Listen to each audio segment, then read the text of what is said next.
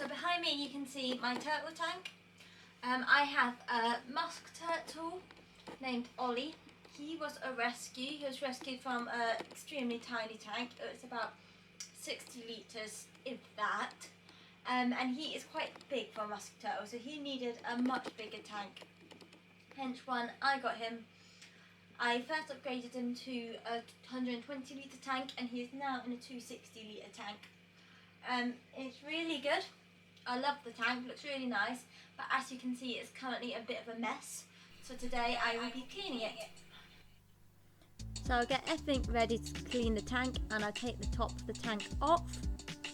To start off with, I use a small pump to empty the tank water out into my sink. While the tank is emptying, I'm using a net to remove the duckweed from the water surface. This stuff grows really fast, so I like to keep on top of it by removing most of it during a clean out. I then get a bucket and remove any driftwood, large rocks or ornaments from the tank, and I'll clean these separately later. All the time the tank water is continuing to empty. I then get a bucket and a siphon and start removing the mess from the bottom of the tank. Turtles are really messy creatures, and you can see just how much mess is coming up from the bottom. So whilst I continue to clean, the water continues to empty out.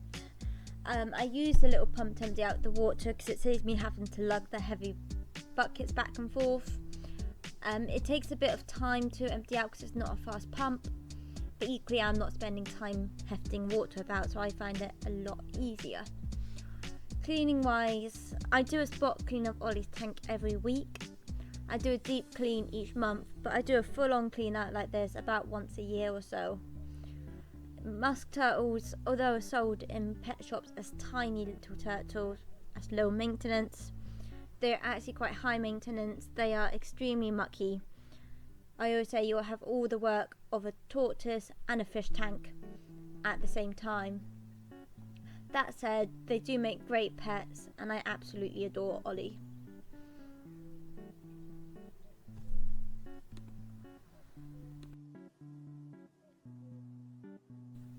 As the tank is emptying, I'm going to start washing the wood and stones from the tank.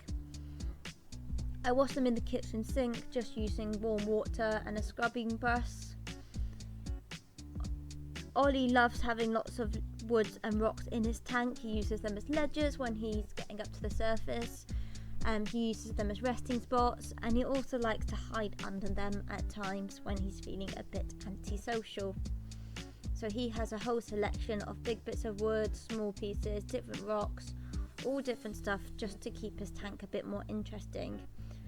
And this is the benefit of giving your turtle a nice big tank. You should give them lots of enrichment, lots of different textures, lots of different stuff to do. Although it does take a bit more cleaning. It's really important with musk turtles. They're not the best swimmers. They much prefer sort of walking along the bottom of the tank. And they like having lots of little bits to help get them up to the surface of the tank. So that's why he has so much in his tank, and you can see it all piling up here, the different rocks and wood that I use to help him out and give him a bit of enrichment.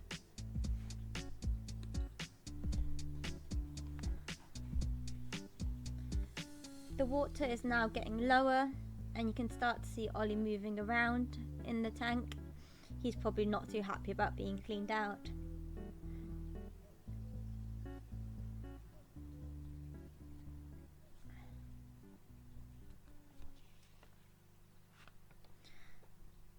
I'm going to continue siphoning the bottom of the tank up to get some more muck up. You can see Ollie's quite interested in the siphon and what's happening in there. He's quite an inquisitive turtle, and he loves to know what's going on in his home.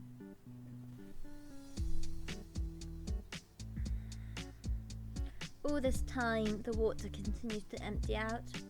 So as I said, this is a 260 litre tank. Pet shops will often sell you musk turtles with a 40, 60 or 80 litre tank. These are fine once they're young babies, but musks can get up to 5 inches long.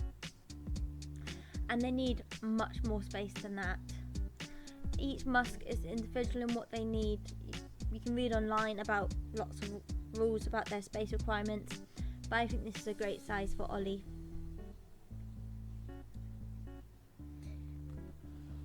I'm now grabbing another bucket and removing more rocks and stones from the bottom of the tank, and I'll clean these as I did before. And now just switch between siphoning out the muck from the bottom and removing rocks and stones, getting out as much as possible to be clean from the tank.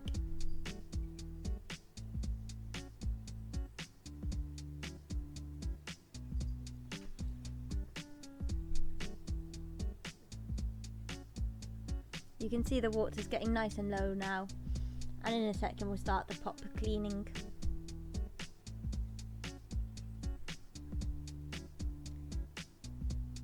Next I'm going to clean his filter out. Use a large external filters because turtles are mucky and their filters get really mucky. I never fully clean out all the filter media at once as this would crash the tank. Instead I'm just cleaning up half at a time. Just rinsing it under the water. You can also rinse it in your tank water to preserve the good bacteria. Here Ollie is. I'm going to pop him somewhere safe whilst I clean out the rest of the tank. Just continuing to siphon out the water, scrubbing the sides, getting out any bits I want to keep and wash down. It does take quite a while to deep clean Ollie's tank, 7 hours in fact. But as I said, he only needs a full deep clean about once a year. Otherwise it's just spot cleans and deep cleans, which aren't so time consuming.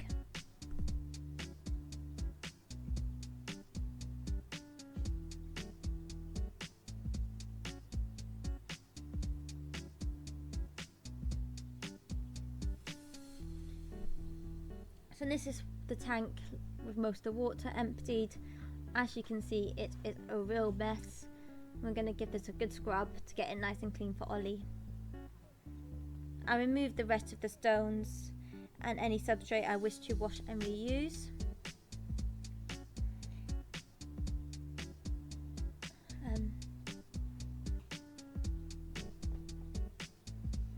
I'm continuing siphoning out as much water and muck from the bottom as I can.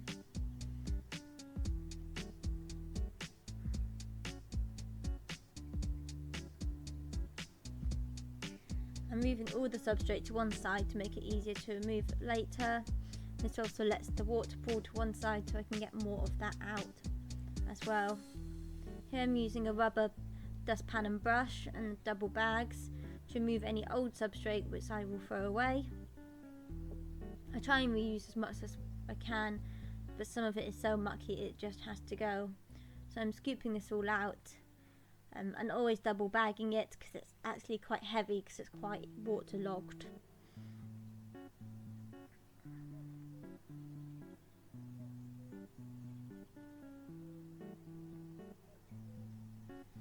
I'm just getting another bag just to remove the dirty bag into, and I'll bin that separately.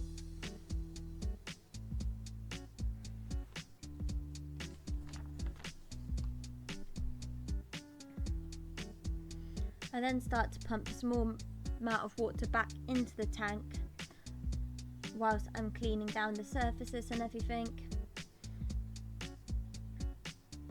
This just allows the tank to rinse off a little bit before adding the full new water into it.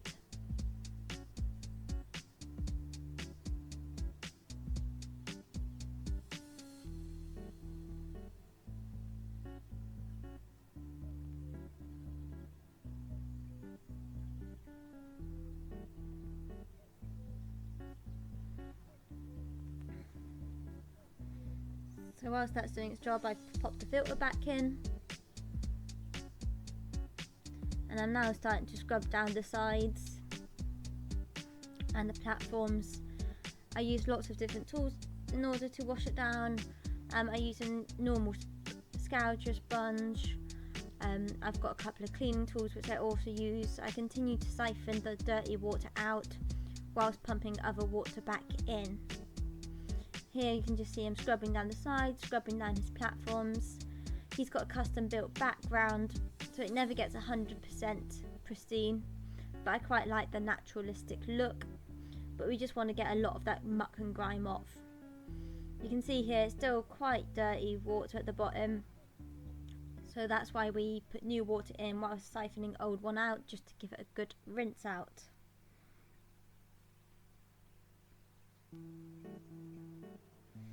And as it's all rinsing out, I'm just going to continue to scrub the sides, scrub the platforms, getting it as clean as possible.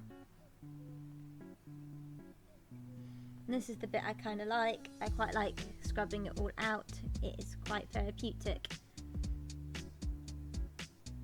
So now the tank is empty and as clean as we're going to get it, we can start filling it up again. To do this, I use the water pump again. I put it in the sink with the water running. Here Ginny is my cat, just checking out what I'm doing.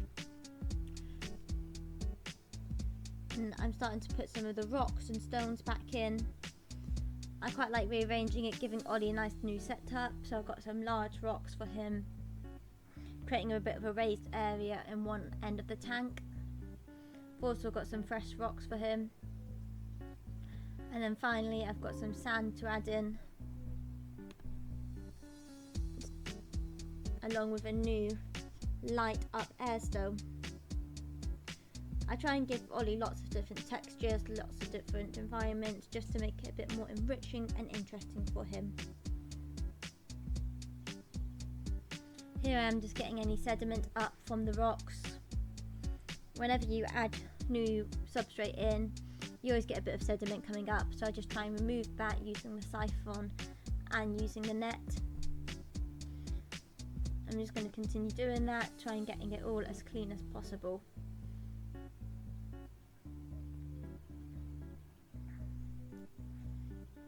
Now I can just let the water slowly rise. Again, it takes quite a while because it's a small pump, but once again it saves me lugging the water around. So I'd rather just wait for the pump to do its job, and it works quite well.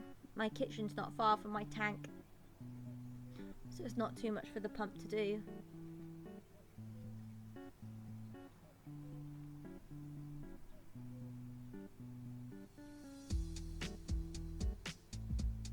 Here I'm just scrubbing down the glass whilst the tank fills up, getting the glass nice and clear, getting rid of any smears, smudges, anything like that still on the tank glass.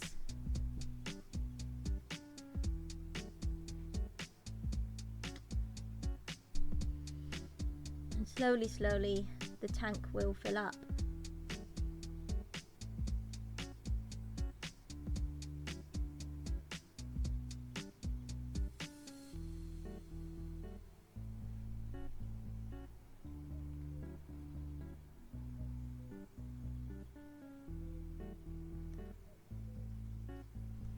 Once the tank is partway full, I put back the larger piece of driftwood. I use these to help them get up to the platforms, give them resting places. And here the tank is filled up with all his stuff back in it. I did some Doctor Who decorations for fun. It looks cloudy, but this will settle down quite quickly.